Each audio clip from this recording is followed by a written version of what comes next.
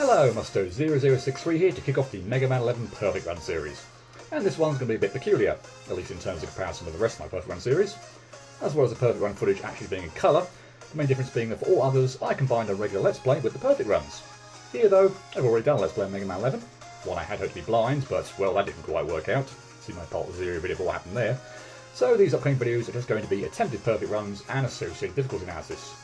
Note the keyword attempted. I am definitely not giving anything away as to how many of the Rogue Master stages I've actually done. So as you can see, I'm going to be doing, or attempting these, on the default difficulty setting, normal. And as I've already shown off cutscenes and weapon gear demonstrations during my Let's Play, I'm going to skip all those this time around. So, for those that watch my Let's Play, probably not a big surprise as to who I'm going after first, since as you'll no doubt recall, I tried to complete stages in perceived difficulty order.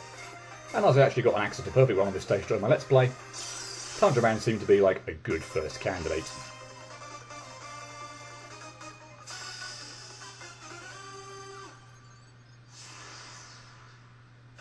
So a quick reminder of the Perfect Run rules. Get through a Rogue Master stage with no damage, without the use of Rogue Master weapons, shard shots, utility items, shop upgrades, and new for this game, the double gear system where possible. There is actually one stage in this game where we'll need to make an exception, but I'll talk about that at the relevant time, and it's not Tundra's.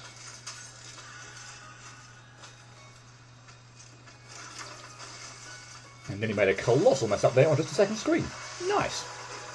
But while nothing else of much note is happening now, I can mention the final bit of housekeeping that I want. That is a reminder that I may not commentate all the time over these perfect runs, as I have done similarly with others, but more chime in to let you know about a screen that gave me trouble, or if there's a particular strategy for getting through an area that I think's worth sharing.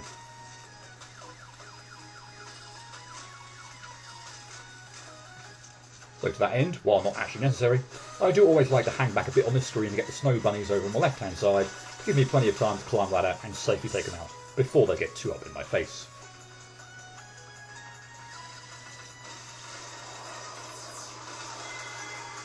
So, first screen with the wind physics. This can be done a lot quicker than how I do this, but I just decided to hold back a touch here until I was confident all the enemies were well and truly out of the way.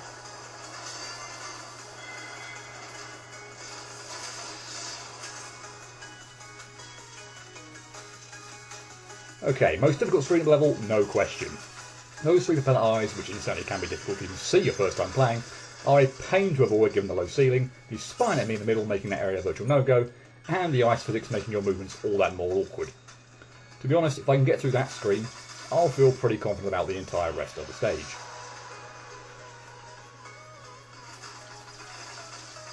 Now I felt confident enough here to start sliding under the snow bunnies once the wind had fully kicked up, but if you're at all nervous, you've got plenty of time to just stop beforehand and take them out.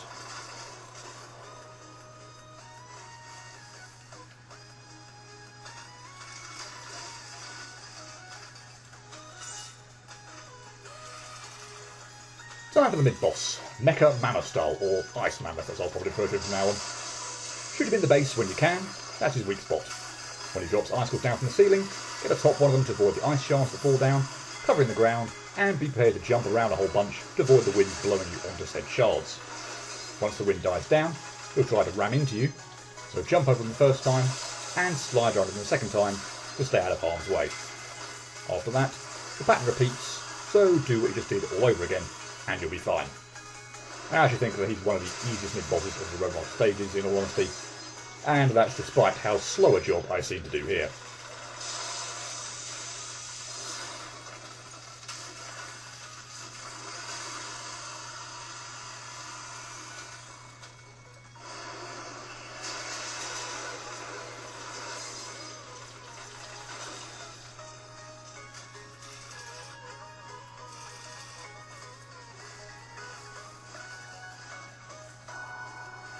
I like to jump and shoot the ice shards out of the swans here, just means they don't drop to the ground and cause me to stunt my movement any.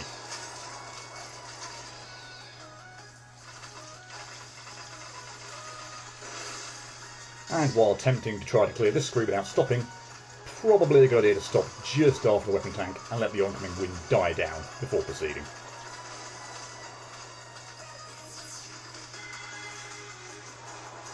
As I know I said in my Let's Play, continuous sliding is a good idea here, as you'll beat the Sniper Geo down and won't have to deal with it, in combination with the spikes on the reasonably low-hanging ceiling and that icy floor.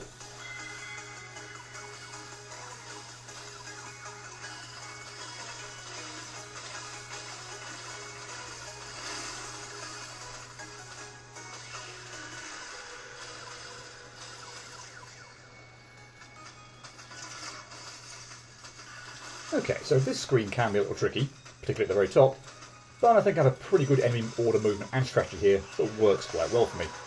Although, of course, many other strategies would also do the trick.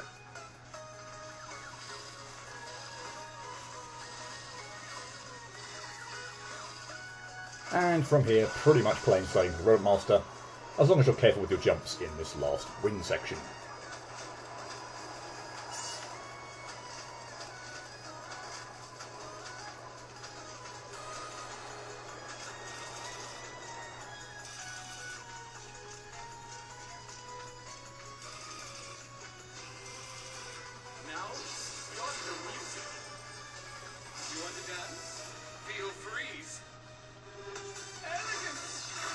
So, I set off the climbing screen with the propeller eyes. It was plain sailing to the Roadmaster.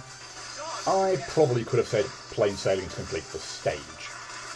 Tundra Man has an entirely cyclical movement pattern, and as with pretty much all other cyclical Roadmasters, that makes him very easy to deal with. He starts off by dashing across the screen, then doing a slide and a hop, then a triple jump,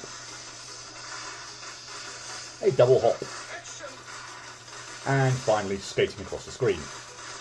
Once you remember that, you can plan out when to jump over him or slide under him and never have to worry in the slightest.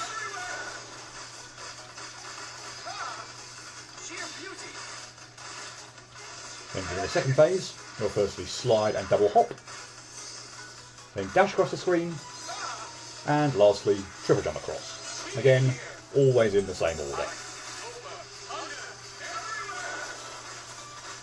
And as before, once you memorise those movements, you can dodge accordingly and ultimately have a pretty simple time against this guy.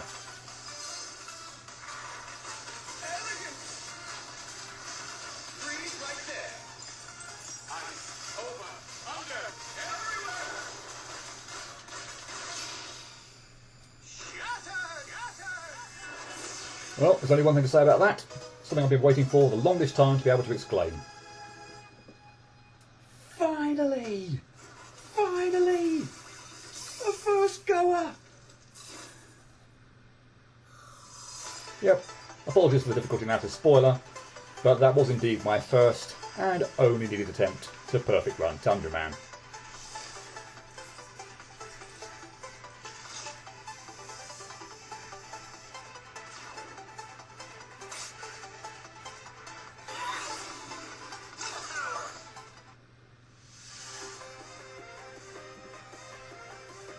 So, of course, this time around, there's no transition from Let's Play to Perfect Run. But I did still want to include a Roadmaster fight still, and have some awesome 8-bit stage music as well, so enjoy that for the customary 20-25 seconds or so.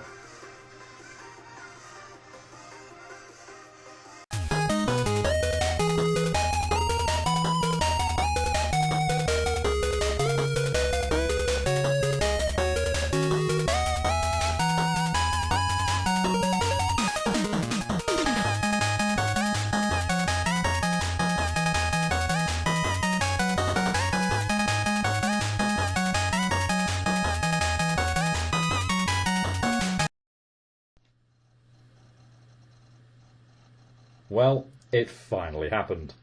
It took me 12 games, Mega Man's 1 through 10 and Wily Town before this one, to pull one off, but I finally achieved a no-outtake perfect run. I have to say I was somewhat hopeful that it was going to happen after accidentally getting a perfect run on Tundra stage as part of my original Let's Play, but never thought it was going to be a given. Now, since I haven't mentioned this yet, I do want to address the issue of quote-unquote practicing of stages beforehand, as I did not go into trying to perfect run this game with absolutely no practice. I am nowhere near familiar enough with Mega Man 11 as I am with the other classic games in the series.